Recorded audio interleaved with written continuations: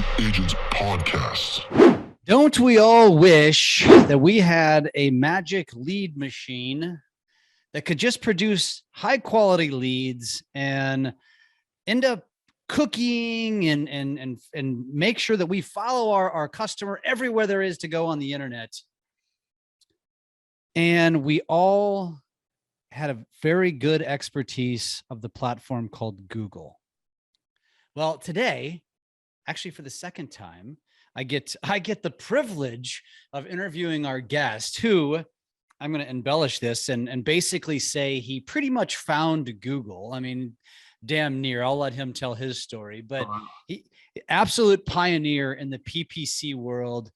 He has since left Google, is now the CEO of a platform called Optmyzr, which we are going to talk about. It's a PPC management platform. All of us in the real estate world, you know, we were so inundated with the lead platforms and Facebook and Zillow, and so few of us focus on probably the best one that exists, which is Google, because it's hard. And that's why we brought on Fred Vallaeys here today, who, like I said, basically founded Google. He's an author of a book called Digital Marketing in an AI World, Future-Proofing Your PPC Agency. And he's writing another book as we speak. Welcome back. Thanks for having me, Jeff. Welcome back. Yeah, well, we've talked before, but this is the first time people are hearing me on your show. So that's right, man. Thanks for being here again. The inside joke, in case anybody wondering, is we had technical difficulties. So it happens rarely, but it happens. And I get to do this again. So Fred, let's start here. Let's start with who the hell are you? I already told the audience that you're the founder of Google. So why don't you set the record straight? But tell us, you know, where you're from, what led you to Google, what led you to the States, where are you from, all those sort of things. Yeah, so I was 15 years old when my dad came home and he said, "Hey, I've been asked by my company, Tandem Computers, to move to the Silicon Valley, to the headquarters." And I think most people at the age of 15 would be like, "Oh my God, I'm leaving my high school, leaving my friends behind." And here I was like, "Oh my God, this is the most exciting thing in the world. Like, technology gets invented in Silicon Valley. Computers were invented there. Everything that's exciting in the world, from my perspective as a nerd, as a geek, was really happening there." So I was like, "Yeah, let's do it. I'm going home." So came here in '93 and really haven't left since. I did my high school, my college here. I had my first job.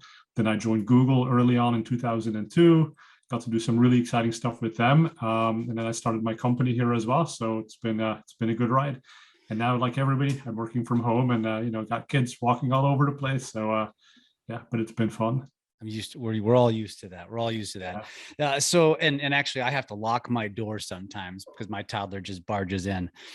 So let me ask you this. So let's go back to, where you're from. I'm always fascinated with especially those of you that come from Europe specifically.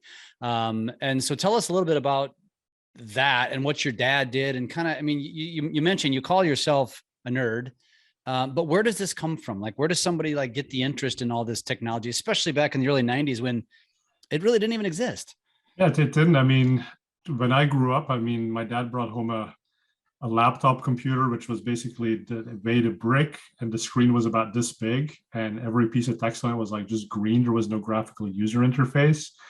And then one trip that he went to headquarters in America, he came home, he brought this CompuServe thing, which was dial-up internet, but we had to connect all the way to a dial-up point in the United States, and telephone calls were super expensive.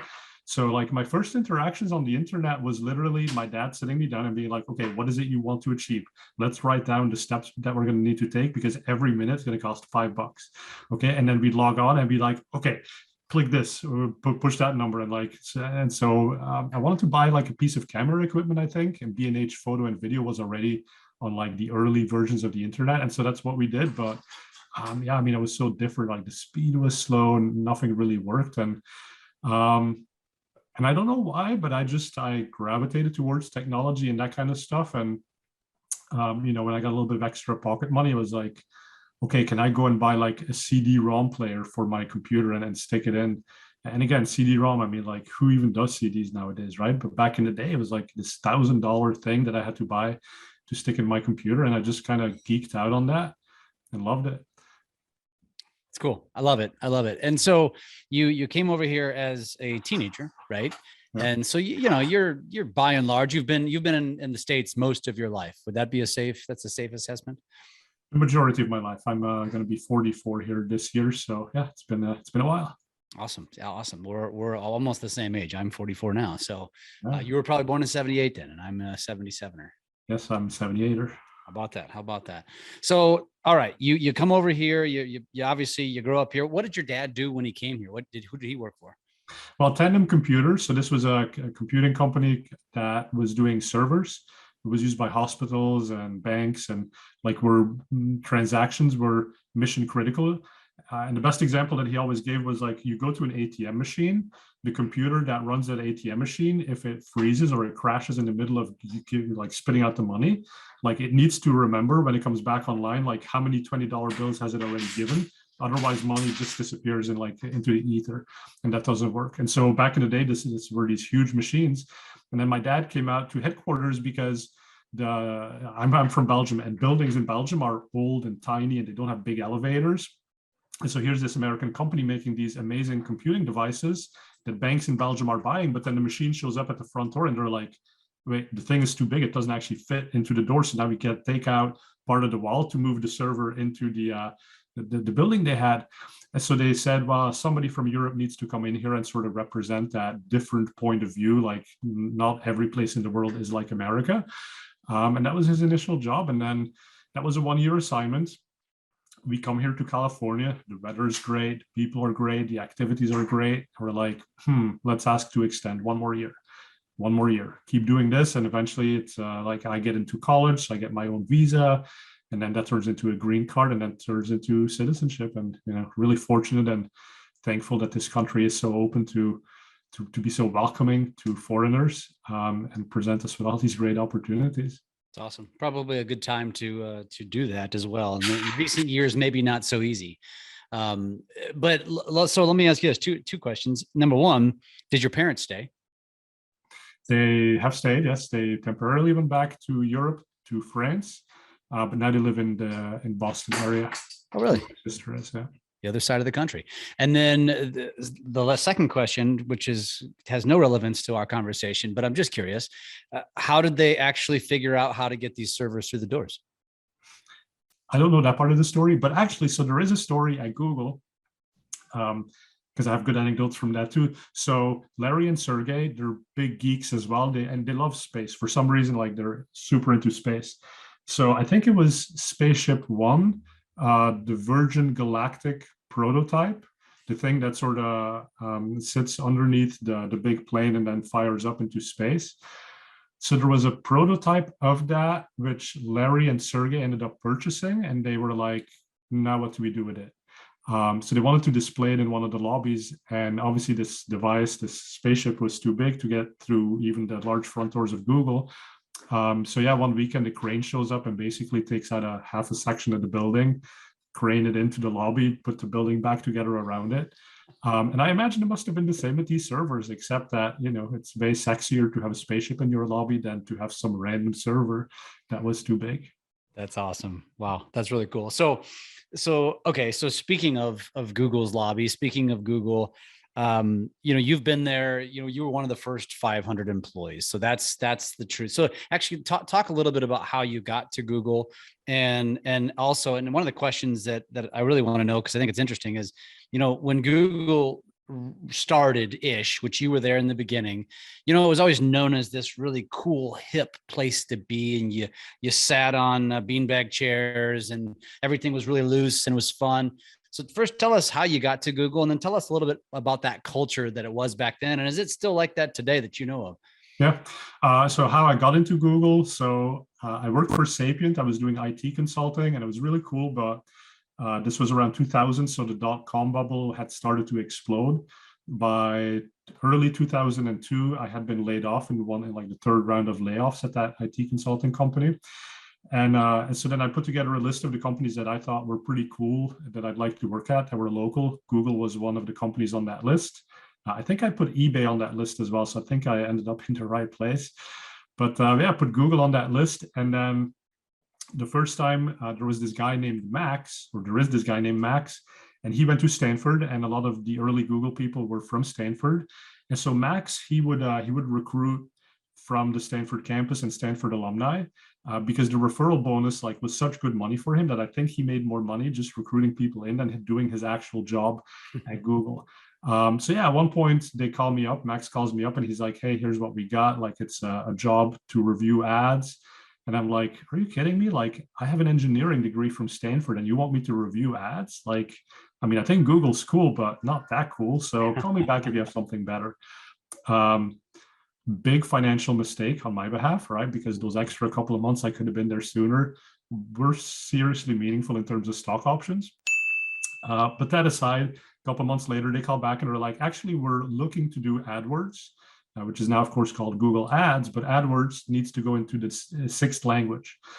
So they'd already done German, Italian, Spanish, French, English, and now they're looking to go into Dutch and Japanese, I think, at the same time, those languages they were starting up. So they needed local speakers, native speakers of those languages to translate, to do the initial customer support, and to do the initial reviews of the ads. So listen, here I was still going to review ads, but at least I had a bit more responsibility. And it was kind of cool because like the first 5,000 or so customers out of the Dutch-speaking countries, Netherlands and Belgium, I worked with all of them. I knew who they were. Like technically there wasn't phone support, but here and there I'd pick up the phone and be like, yeah, just let's get this thing handled. But that was my initial foray into Google. A far cry from what it is like today, probably. Oh yeah, I mean, like knew everyone. There was like literally one cafeteria. Charlie was running the place. Chef Charlie, of course, who kind of had a claim to fame in the beginning. He was like the Grateful Dead chef at one point. But yeah, culture-wise, it was super cool, right? So once I got hired, every employee got to buy 3 things from the company store for free. And so usually that meant getting one of the bean bags in the Google colors and getting 2 of the lava lamps, and then decorating your cubicle with that stuff. But yeah, then also like the initial building that I worked in, I went through an interview process with Matt Cutts, whom I'm sure most people recognize as the Google SEO guy back in the early days. So he was looking to build the SEO spam team. And he needed some help. And because they knew I had an engineering degree, they said, hey, even though you're kind of like interviewing for this Dutch thing, why don't you go and talk to Matt for a bit? So Matt and I, we go up into what is now known as Building 0. So the original Google building. It's actually not the original. The original was in Palo Alto on University Avenue. But this was the first building in the current campus that they've now had for 2 decades. So yeah, we go up to the first floor to the quote unquote boardroom.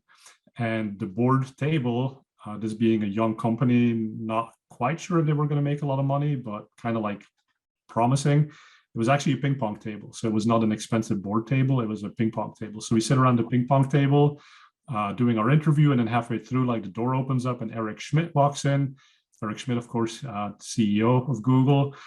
He's all like apologetic. He's like, oh, I'm sorry. Like I came into the boardroom, but I didn't know you guys had it, that you guys were meeting. So continue on, do your thing.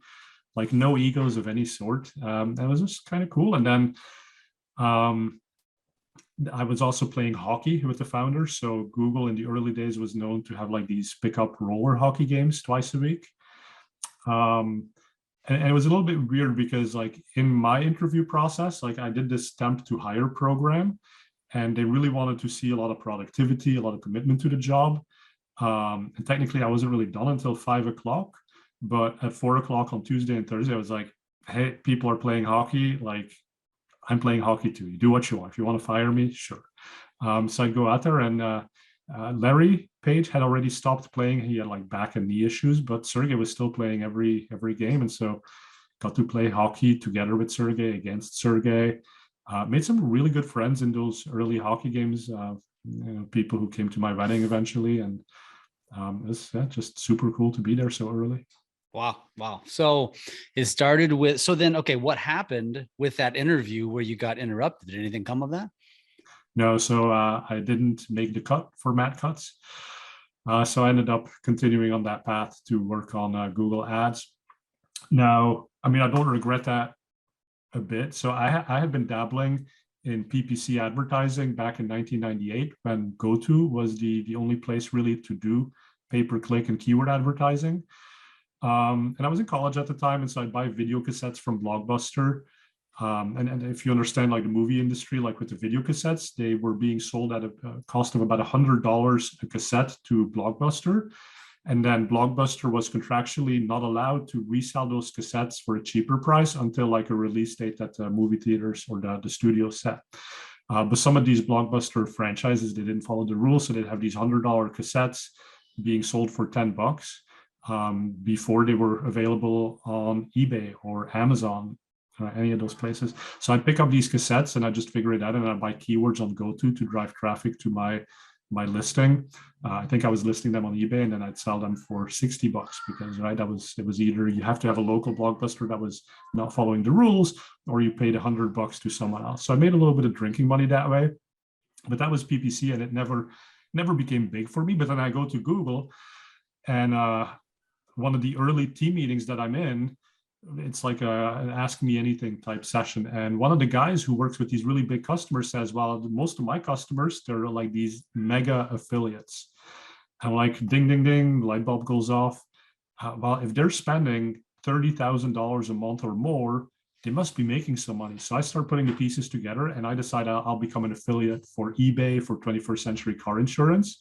And I literally start buying ads with various keywords for these businesses. And then if I drive a new eBay subscriber, they pay me $45. So my whole game was arbitrage. I figured out what clicks can I get cheaply enough and with a decent enough conversion rate that I make money on the spread. And so for a while there, I had my own dedicated account manager within Google, even though I was working on that same team, because I was spending enough money with them. And then Sheryl Sandberg, who's now CEO at Facebook, one day I get invited to go and speak at the eBay conference in Europe because I'm such a good affiliate. And so I'm like, oh shit, like, am I even supposed to, am I allowed to do these things? So Sheryl Sandberg, she was my boss. So I go to her and I'm like, is it cool if I go and speak at this eBay thing? She's like, yeah, absolutely. Like, you're a living example that AdWords is effective. It works, right? And she saw that as such a success story. And that was then sort of my carte blanche to go and continue being an advertiser, but at the same time working Google. And that I think was really effective because all these engineers at Google, they're building these products and it's like, well, here, just go and advertise, right? Like, figure it out. But then actually figuring it out and how you make that work, there's a big divide between what the engineers theoretically built and how you put it into practice. And I was that person putting it into practice and sharing what needed to be better. Wow. That's, I mean, I was sitting here thinking to myself, you're brilliant about this stuff, and you're probably actually explaining something that's very primitive to someone of your brain power. So you're doing this stuff on the side while you're working for Google. Is that correct? Yeah. So what does the evolution look like for that PPC world and AdWords like that, to where, you know, while you were there, and then at what point did you leave? And then let's get into really just more of an understanding of how that works and then how it's applicable to real estate, because it really is. But tell us a little bit about that first. Yeah, I mean, so in the beginning days, it was really primitive, and that's why it was so exciting to me, because I could actually fix some of these problems. And primitive in terms of, I was running ads, I was buying keywords, but I didn't actually have any conversion tracking. So like, who signed up for eBay and how that connected back to a keyword that I had bought, like, that was a complete black box. So I decided I can put in my own like intermediate server before I send them off to eBay, and put in place like a tracking cookie and a pixel, and then I can connect the dots back together. But conversion tracking didn't exist from AdWords, from Google Ads. So most advertisers didn't have the ability to do this. Search terms report, right? So I'd be buying these keywords, but they might be broad match keywords, and Google would show my ad to someone where the query was relevant, but not exactly the same as my keyword. And I get conversions, but I don't know what somebody actually typed in. So I'm not able to optimize and say, oh, maybe these things should be negative keywords, and these things I should actually add as keywords and maybe set a different bid, because they work, but they work at a different level than the keyword that I had intended. And so I built my own search terms report using, again, that same intermediate server technology. And then, you know, obviously Google is not dumb, right? So they're like, well, this seems to be the things you need. to be effective at advertising. So let's build that. And then I got more involved on the product side, on the evangelist side. And it really helped build a lot of the technology people use today. I was one of the original team members on the AdWords editor team that built that. I was on the team that acquired Urchin, which is now known as Google Analytics. So really a lot of the stuff that we take for granted today, we didn't have it back then. And we had to create it based on understanding what was really necessary. Well, and you say, I don't think still to this day, many people fully understand it. They get it, but they don't get it. Right. And you talk about, we talk about algorithms, and at the end of the day, because I preach about this on social media, which is kind of the same on Google, but not, because, social platform's a social platform. Google is a search engine, but, explain how that works, understanding just how because at the end of the day, what realtors understand is that they want to be high on a search, right? When somebody goes to the web, and most people like Google's like Kleenex is to facial tissues, right? Xerox is to copiers. Google is to search engines. It's just where we go. The other ones have never made a dent in what Google has done, other than maybe in other countries, right? But here it's Google. And so maybe help somebody who doesn't have, they know, everybody knows what Google is. If you don't know what Google is, you're basically dead. Or just not mature enough. You're not old enough yet, right? You might be, my 3-year-old probably knows what Google is. But explain kind of how the algorithm works as it relates. And I'm not sure how familiar you are with social media, but I'm sure you have a pretty good understanding. But, the algorithm, like the idea is, I got to play the game. I call it a game, so that my posts show up more often on my audience's feed. Therefore, I'm remembered. Same concept with Google. When somebody searches something that is relevant to you, you want to show up as high as possible. Talk a little bit about that. And obviously there's a difference between paid versus non, and there's 2 different lists, right? Right. Well, and I think so on social, it's really about the velocity of the post, right? So the social networks want to see fresh new content that builds high engagement in a short period of time. And that engagement is important because that's what makes Facebook's newsfeed sticky. That's what makes Instagram posts sticky. Now, those mechanisms are interruptive, right? So it's about putting something in front of someone that's maybe a little bit clickbaity so that it drives that engagement, or the image is like a little bit more provocative. Even like we look at Nike and Adidas, the way that they design products these days is based on the assumption that you're going to be scrolling through a lot of shoes on the app. And the shoe that's going to make you stop is probably the more colorful one, the more unique one, right? And that's what social is also about. Now, search is very different. Search is about somebody's already expressed exactly what they needed, and you have a chance to capture that moment of relevance. And so what that means is, if somebody goes and does a search for a 3-bedroom townhouse in Palo Alto, and you happen to be a realtor with a new development that has a couple of these units available, well, that's perfect. You are the answer to that person. And the person, the consumer, in many cases, doesn't even really distinguish that much between ads and organic results. And that's a distinction that we draw as marketers, right? So we as marketers, we want to have organic results because we don't pay per click for those. We do pay for content and for optimizing our website, but we don't have to pay every time somebody clicks. And we do pay for the clicks on search engine marketing because, again, these are relevant. But from the consumer's perspective, it's like, hey, this was the answer to my question. Let me go and click. Let me go and put in my lead info. And now I'm going to work with that realtor, potentially buy this place. And so that's the key difference. It's not about interrupting. It's about being relevant. And so the algorithm, the way that plays into it, is it rewards not the freshest ad or the newest ad, but the ad that is the most relevant answer to that question. And they measure that fairly straight up through click-through rate. So imagine you got 100 impressions. You get 2 advertisers. One ad gets 10 clicks in those 100 impressions. The other only gets 5 clicks. That is a 10% versus a 5% click-through rate. The ad with the 10% click-through rate is going to have a higher quality score and higher ad rank as a result of that. And if you have a higher ad rank, it reduces the amount of money you have to pay to get that same click. So in layman's terms, twice the CTR, half the cost that you need to pay to Google to maintain your position. There's a little bit more nuance to it nowadays, but by and large, that's a good way to think about it. Okay, so I literally typed that in. 3-bedroom townhome. I think, did you say townhome? Is that what you said?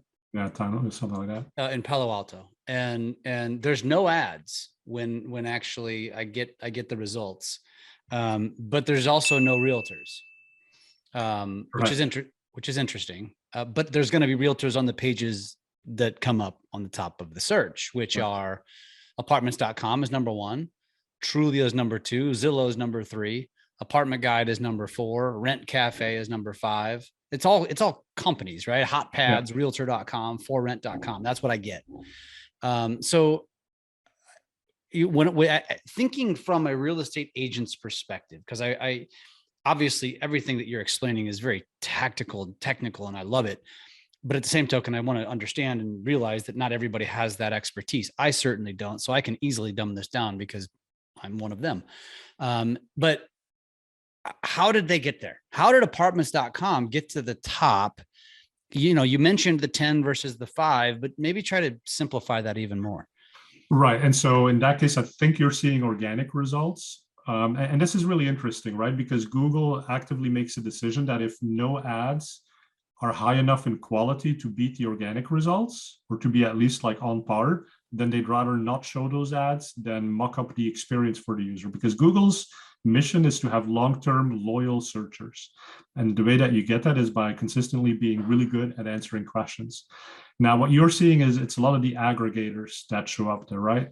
And that kind of makes sense. And maybe my example was a little bit bad then in terms of like a single piece of real estate. But what you do find is when you have larger complexes being built, or like these luxury towers in Miami, where you have a lot of units to be sold at the same time, like that might be a really good thing to put up an ad for, and where you could actually also be really relevant. And you as the actual advertiser behind it, as opposed to the aggregator, you can say something more compelling to get that user to click. You can put in better site links to take people, to pages of photos, pages about amenities in that location, right? To make the experience a bit more engaging and draw users in that way.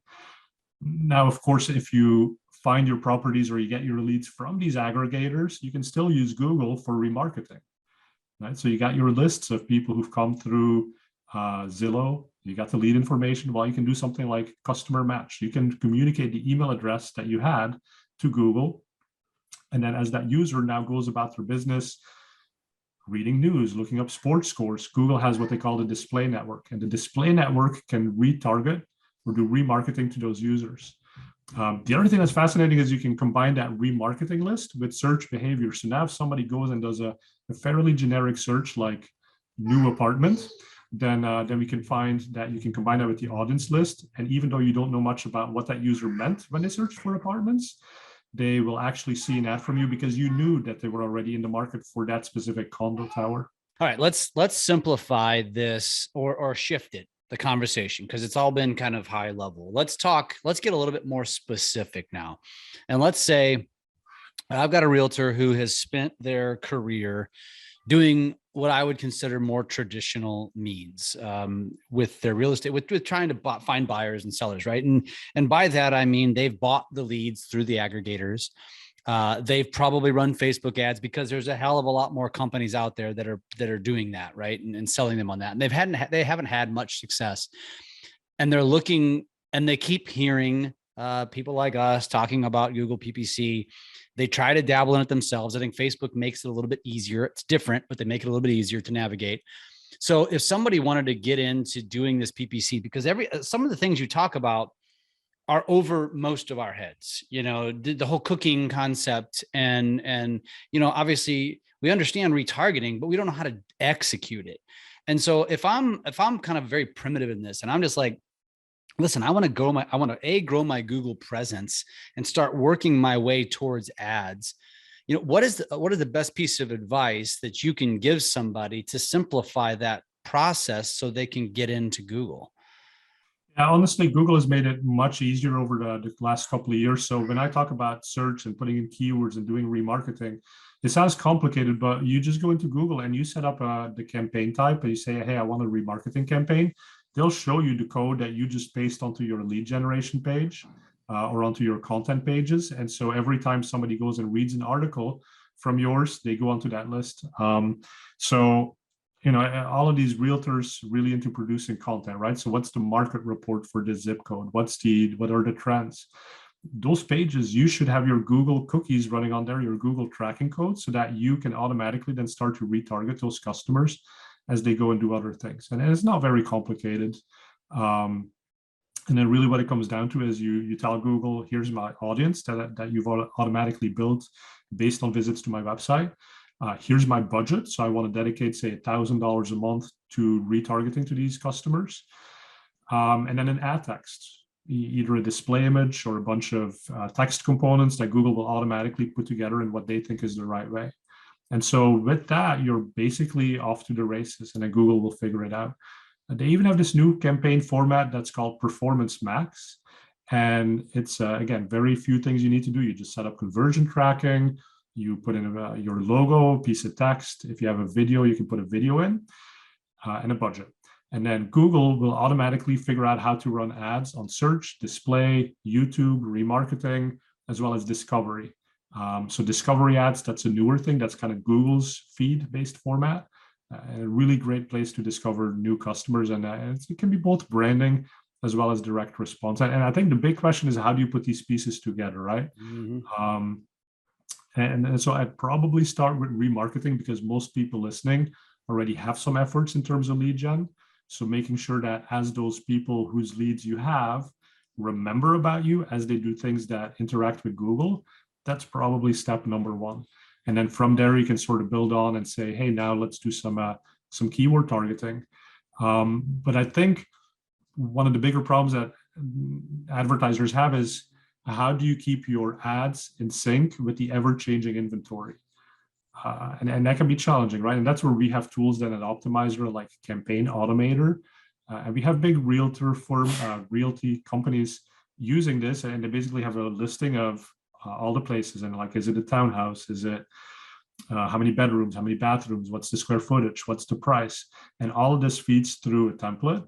And so then it makes sure you have 1,000 ads running relevant to every zip code somebody could search. So if they're looking for that 5-bedroom in this particular zip code, and it helps, of course, if those users are looking for something a little bit more specific, right? Like not the thing that you can find easily on Zillow, but like, what's that 5-bedroom, 1-acre property that's maybe a little bit harder to come by? If you can be the one that's listing for that and have a fantastic ad, then that can really work very well. It's very interesting. So, and I think I remember you telling me last time too, when it comes to remarketing, there's a lot of agents. So again, that have bought hundreds and thousands of leads. If they have those lists, that can also be brought over to Google. Is that correct? Yeah, exactly. And so that's customer match. So fundamentally, think about it as building audiences. And so remarketing is one way to automatically build an audience from people who visit your website.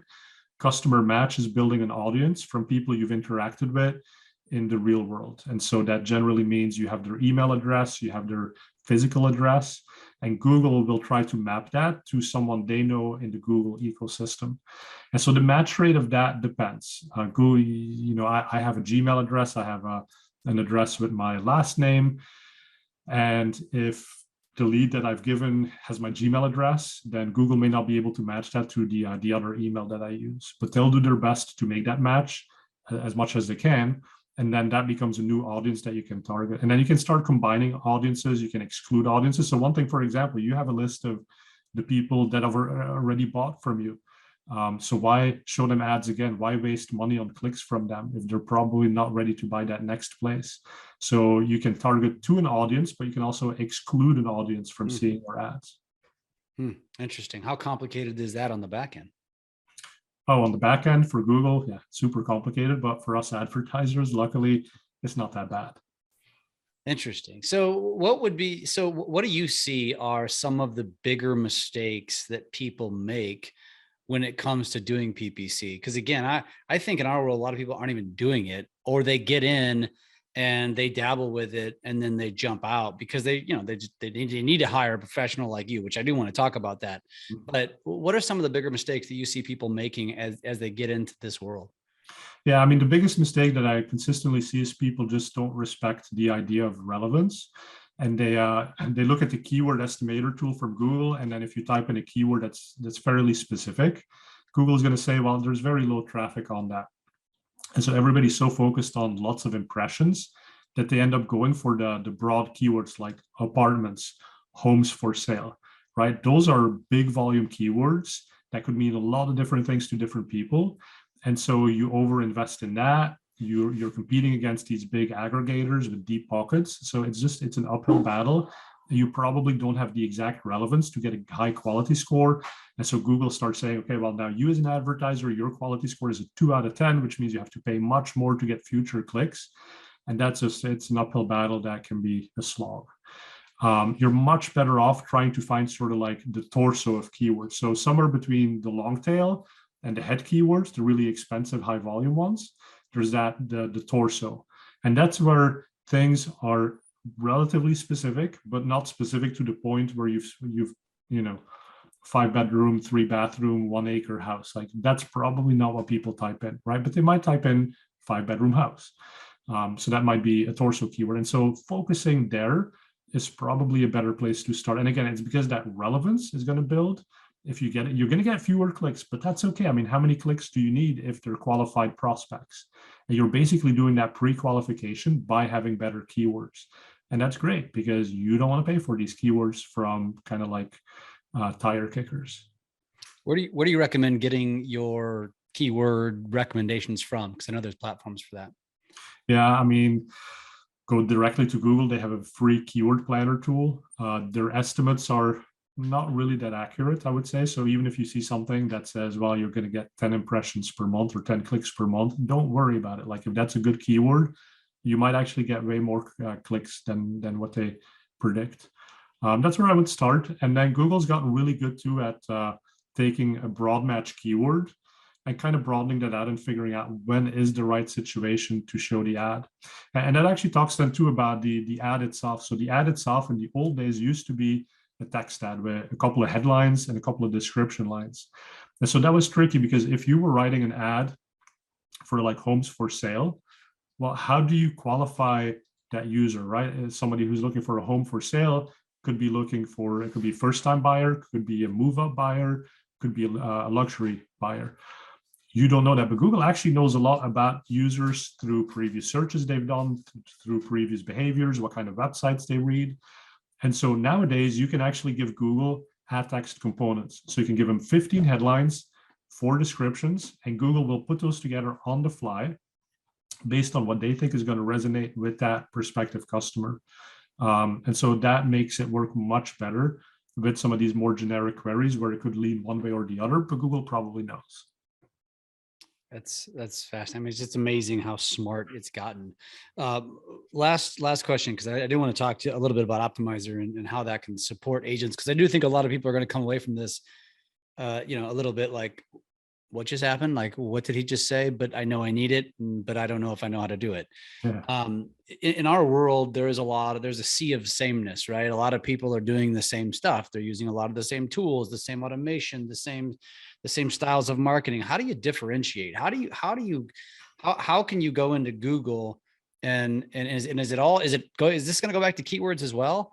Or what do you recommend for someone to be more effective than the masses? Yeah, that's actually almost the title of my next book. It's called Unlevel the Playing Field, the biggest mind shift in PPC history. And that's coming out end of January. So it should be out by the time people listen to this. But the whole notion is that, yes, everybody has access to more and more automated capabilities to run these ads for you. So it enhances that. How did you say it? Everybody's the same, right? Yeah, sea of sameness. Yeah. Sea of sameness, exactly. So how do you stand out from that? Well, how you stand out is you bring your human intelligence and your human contextualization to the machines.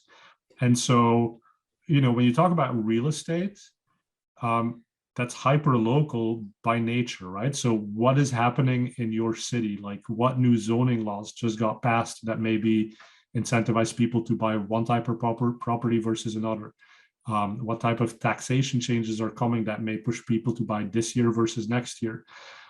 These are sort of the insights that Google machine learning has a hard time picking up on. So the Google can say, if somebody's looking for homes for sale, while generally we see higher conversion rates of people filling in a lead gen form on weekends when they're more in the mode of actually like researching where to move to.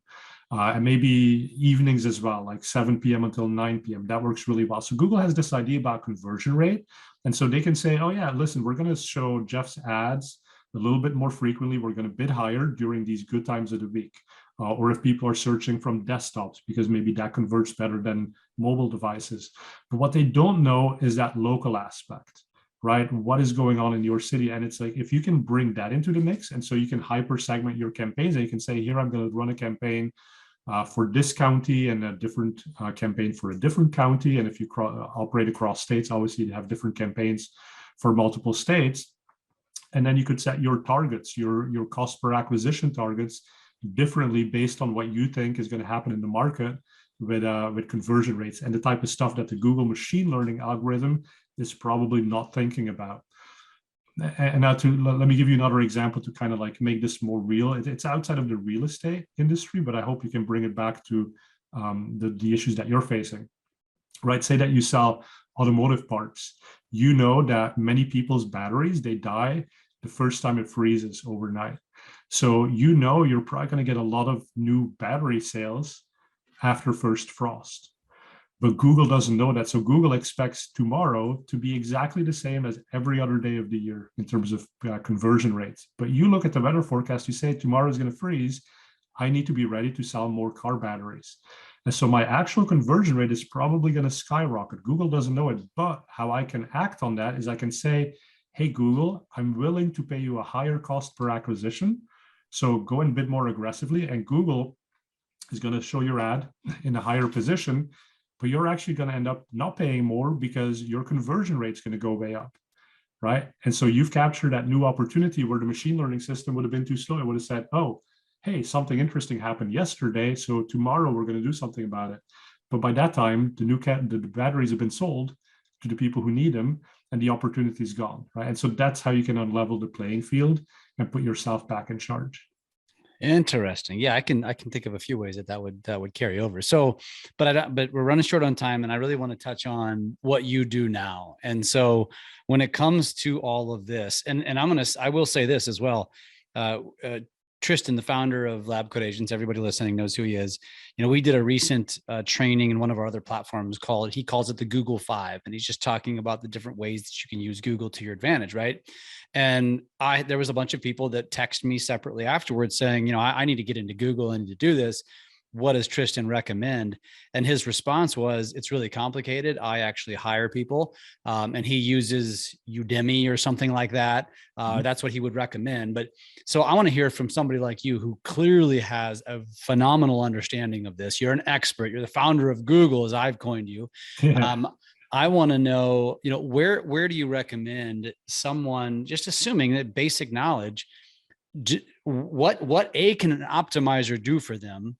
And if it doesn't do everything, then where do you recommend someone go in order to get this taken care of for them and to be the most effective? Because I have a feeling if somebody tries to do this by themselves, they're not going to have as much success based on the way you describe a lot of this stuff.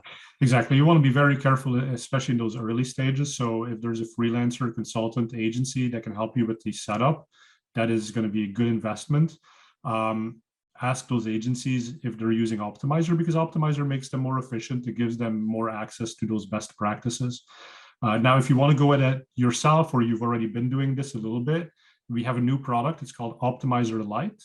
And that is a free solution that will do the auditing and make suggestions for you. So stuff like budget reallocation. And actually, if you're advertising on Facebook, as well as Google and YouTube, and you add a few things to the mix, we will tell you, okay, hey, look, your cost per acquisition on Google is actually really good. So why don't we take some of your Facebook budget and put that towards Google? And we know we can predict how much you can actually spend on Google before that campaign has no more potential to get more customers. So we'll tell you the exact amount to shift around.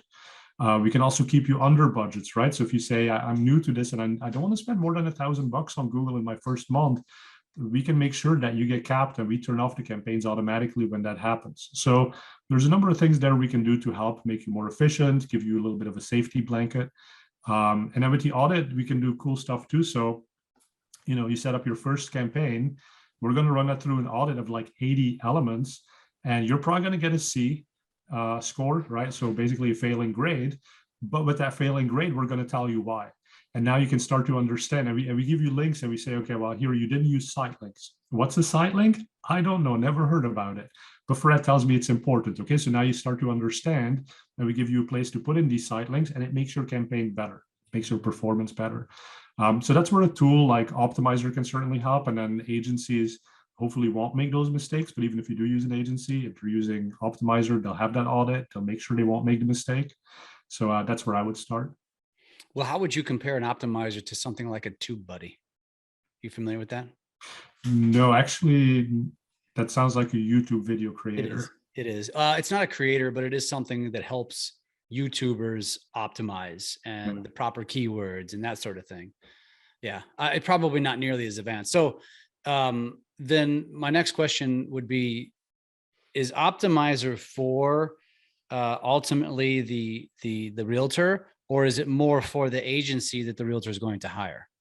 Yeah, Optmyzr is for the professional digital marketer. So someone who knows what they want to achieve and will help you achieve more results in less time. Optmyzr Lite, so this is the brand new offering that actually is also for the business. So if you're the realtor, you want to dabble in PPC, it's a good place to kind of get your bearings, know the questions you should be asking, and make you a hell of a lot smarter once you start approaching those agencies or as you build up your own expertise. But by the way, you mentioned Udemy. So that is a fantastic place to learn about how to do Google Ads. Isaac Rudensky runs a great course on there. It's gotten over, I think, 200,000 people watching it. So that's very tactical. It's very practical. And it's about $13 to take that course.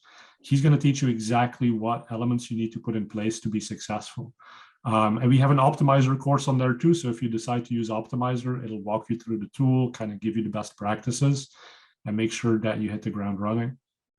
Where can someone learn more about all of this? And you know, obviously there's Optmyzr, which, by the way, let me spell that for you, because Fred decided to get very creative with how he spelled it, and which makes it very, very hard to spell. He cut out vowels. So it's optmyzr.com, right? Is the website. But where does somebody go? So let's just say, I just gave him the website. So it's optmyzr.com.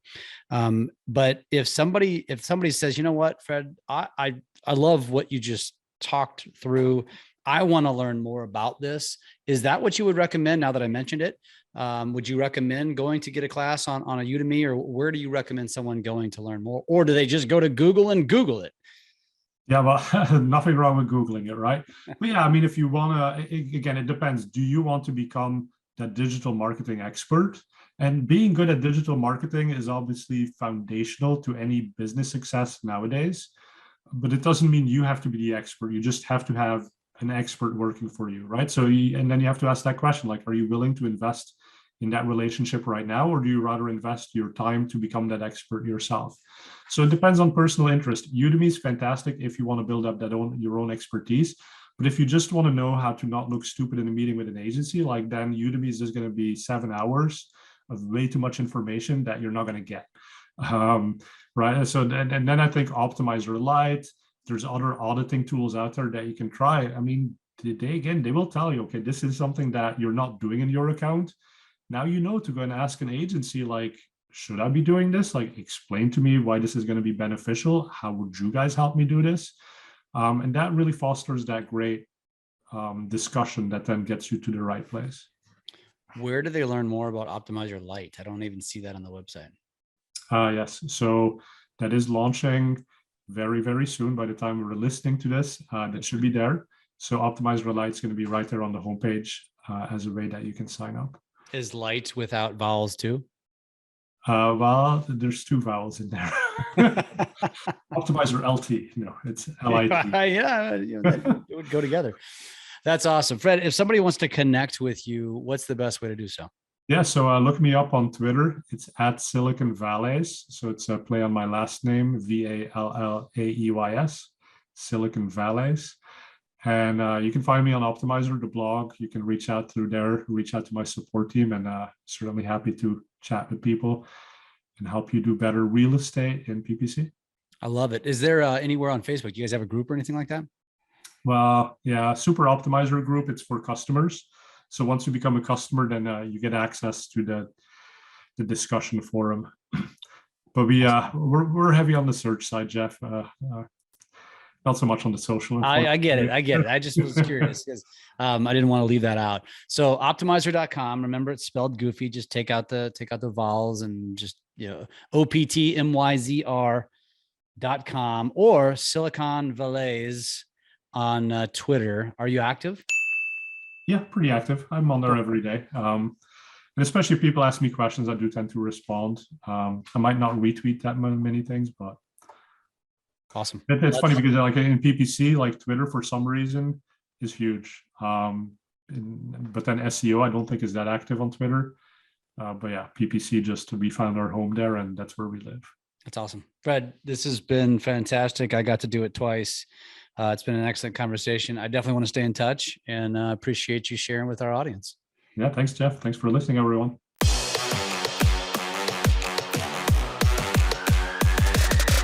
LabCoatAgents podcast.